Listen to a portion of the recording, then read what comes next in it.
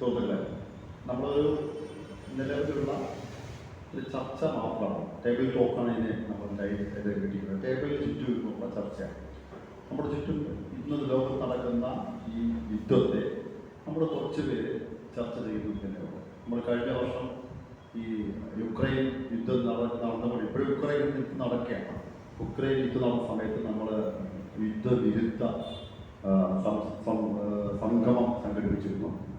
അതോടൊപ്പം തന്നെ ആ സമയത്താണ് ഇസ്രയേൽ പാലസ്തീൻ ആ പ്രശ്നം നടന്നത്. ഇപ്പോൾ നേരിട്ട് ഉള്ള ഒരു വലിയ രാജ്യങ്ങൾ തമ്മിലുള്ള യുദ്ധങ്ങൾ നടക്കുകയാണ്. ആ യുദ്ധങ്ങൾ മനുഷ്യനെ ബാധിക്കുന്നതിനെ കുറിച്ച് നമ്മൾ വായിക്കുന്ന ആൾക്കാർ, ചിന്തിക്കുന്ന ആൾക്കാരുമാണ് പല പല അഭിപ്രായം രേഖപ്പെടുത്തിയിട്ടുള്ളത്.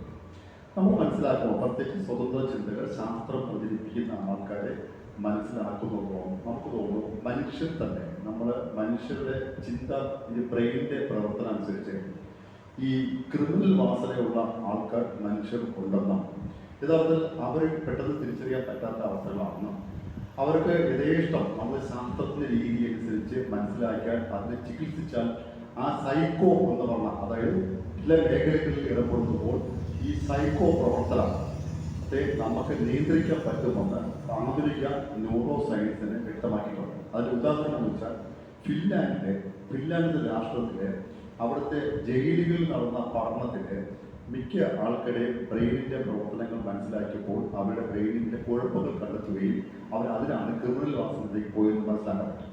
ഇന്ന് നമ്മൾ മനസ്സിലാക്കുമ്പോൾ ഈ സൈക്കോ പാത്തുകൾ എന്ന് പറയുന്ന മനുഷ്യർ ചില മേഖലകളിൽ അധികാര ശ്രേണിയിലെത്തിയിട്ടുണ്ട്.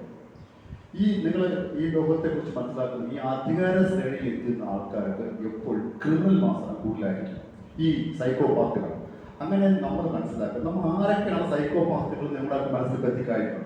യുദ്ധം പ്രഖ്യാപിക്കുമ്പോൾ ഈ സൈക്കോ പാത്തുകൾ മതഭാഗത്ത് നിൽക്കുന്നതിന് ഏതൊരു മാനവിധി ഉണ്ടാകുക ഉറപ്പാണ്.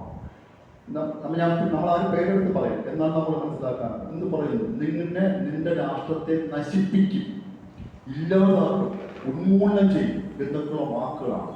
രാഷ്ട്രത്തെ നശിപ്പിക്കുന്ന പറയുന്നത് മനുഷ്യരാശിയെ ഇല്ലാതാക്കുക എന്നതാണ്. അതോ ഏതൊരു മാനവികതയും ഈ ബ്രെയിനിൽ ഇവരുടെ ബ്രെയിനുണ്ടാവില്ല. യുക്രൈൻ യുദ്ധം തുടങ്ങി എത്രയും നാളുകളായി. യുക്രൈൻ യുദ്ധം നമ്മൾ പെട്ടെന്ന് മീഡിയകളെ അവഗണിച്ചതിന്റെ പേരിലാണ് നമുക്കൊന്നും അറിയാൻ പറ്റാത്തത്. ആ മനുഷ്യൻ, ആ ഭരണാധികാരി, റഷ്യയിൽ നിന്നുള്ള ആ ഭരണാധികാരി പുടിൻ എന്ന മനുഷ്യനെ കുറിച്ച് നിങ്ങൾ ഒന്ന് മനസ്സിലാക്കിയാൽ എത്രത്തോളം സൈക്കോപാത്തായ മനുഷ്യൻ ഉണ്ടെന്ന് മനസ്സിലാക്കാൻ പറ്റും. അതായത് അദ്ദേഹത്തെ വിമർശിച്ച ഒരു മനുഷ്യൻ പോലും ആ ലോകത്ത് ജീവിച്ചിട്ടില്ല. ആ നാടുവിട്ട് പോയിട്ട് പിന്നാലെ വന്ന് കൊന്നിട്ടുണ്ട്. ഇന്ന് ലോകത്തെ നയിക്കപ്പെടുന്ന അമേരിക്കൻ രാഷ്ട്രത്തിന്റെ ഇന്നത്തെ ഭരണാധികാരി ട്രംപ് നിങ്ങളെല്ലാം മനസ്സിലാക്കിയാൽ മാത്രമേ അദ്ദേഹത്തിന് സൈക്കോപാത്ത് മനസ്സിലാക്കാൻ പറ്റും.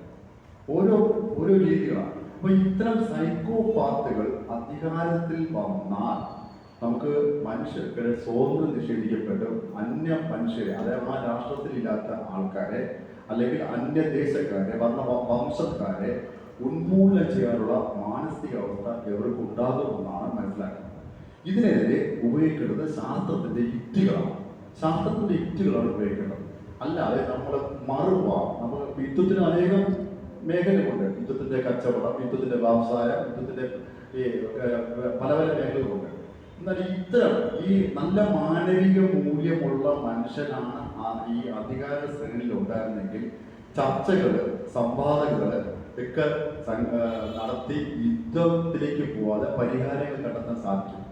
ഒത്തിരി ഉദാഹരണങ്ങളുണ്ട്. നമുക്ക് യൂറോപ്യൻ രാഷ്ട്രങ്ങൾ ഇപ്പോൾ നോക്കിയേ, യൂറോപ്യൻ രാഷ്ട്രങ്ങൾ അങ്ങനെ ഈ യുക്രൈൻ ഒഴിച്ച് വേറെ രാഷ്ട്രങ്ങൾ അങ്ങനെ വിഷയം കാണുന്നില്ല. അപ്പൊ നമുക്ക് മനസ്സിലാക്കുന്നത് ശാസ്ത്രമാണ്, അല്ലെങ്കിൽ ഈ മെഡിക്കൽ സയൻസിന് ഉപയോഗപ്പെടുത്താൻ ഈ കാര്യങ്ങൾ ചെയ്യേണ്ടതാണ്. അപ്പൊ ഇതിലുള്ള ഒരു ടേബിൾ ടോക്കാണ് നമുക്ക് പ്രത്യേക രീതിയിലില്ല, വ്യക്തികളുടെ അഭിപ്രായമാണ്. നമ്മൾ ഇത് പരമാവധി റെക്കോർഡ് ചെയ്യാൻ ശ്രമിക്കും. ഇത് എന്താണ് ചെയ്യുന്നത്.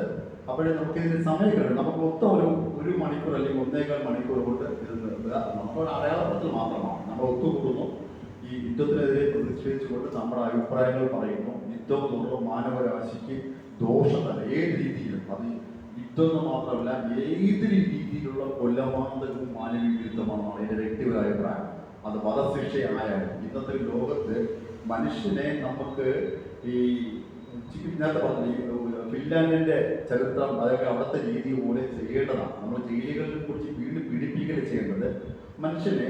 കഴിഞ്ഞ ദിവസം ഞങ്ങൾ സംഘടിപ്പിച്ച ഒരു പരിപാടിയിലെ ബ്രെയിനെ കുറിച്ചുള്ള പഠനത്തിൽ ഒരാളിങ്ങനെ ഈ അമേരിക്കയിലുള്ള ഒരാളിങ്ങനെ ഒത്തിരി ആൾക്കാർ വിളിച്ചു കൊന്നു. പരിശോധിച്ചപ്പോൾ അറിയുന്നത് അദ്ദേഹത്തിന്റെ ബ്രെയിനിൽ ഒരു മുഴ ആണ് ഒരു കാരണമാണ്. അപ്പൊ ഇങ്ങനെ നമ്മൾ പോകുന്നില്ല. ഇപ്പം നമ്മള് ചില ആൾക്കാർ ഇപ്പം ഗോവിന്ദസ്വാമി ജയിലിൽ കിടക്കുന്നു, നമ്മൾ പരിശോധിക്കാൻ തയ്യാറില്ല. ശിക്ഷിക്കുക എന്നുള്ളതാണ്. ശിക്ഷ കൊടുത്ത് നന്നാക്കുക എന്നുള്ളത് പ്രാകൃത രീതിയാണ്. വധശിക്ഷ വരെ പ്രാകൃതമാണ്. മനുഷ്യനെ കൊല്ലുക എന്നുള്ളത് ആധുനിക ലോകത്ത് ഈ സാങ്കേതിക വിദ്യ എന്നത് പ്രാകൃത ചിന്തയുടെ ഭാഗമാണ്. അതുകൊണ്ട് നമുക്ക് ഈ യുദ്ധം എന്ന് പറയുന്നത് പ്രാകൃതമാണ്, മാനവിക യുദ്ധമാണ്. അത് സൈക്കോപാത്തുകൾ സൃഷ്ടിക്കുന്ന ഈ ആധുനിക കാലത്ത് സൃഷ്ടിക്കുന്ന സൈക്കോപാത്തുകൾ എന്നാണ് എൻ്റെയൊക്കെ വ്യക്തിപരമായ അഭിപ്രായം. നമുക്ക് ഇതിൻ്റെ തുറന്നുള്ള ചർച്ചയിലേക്ക് പോവാം.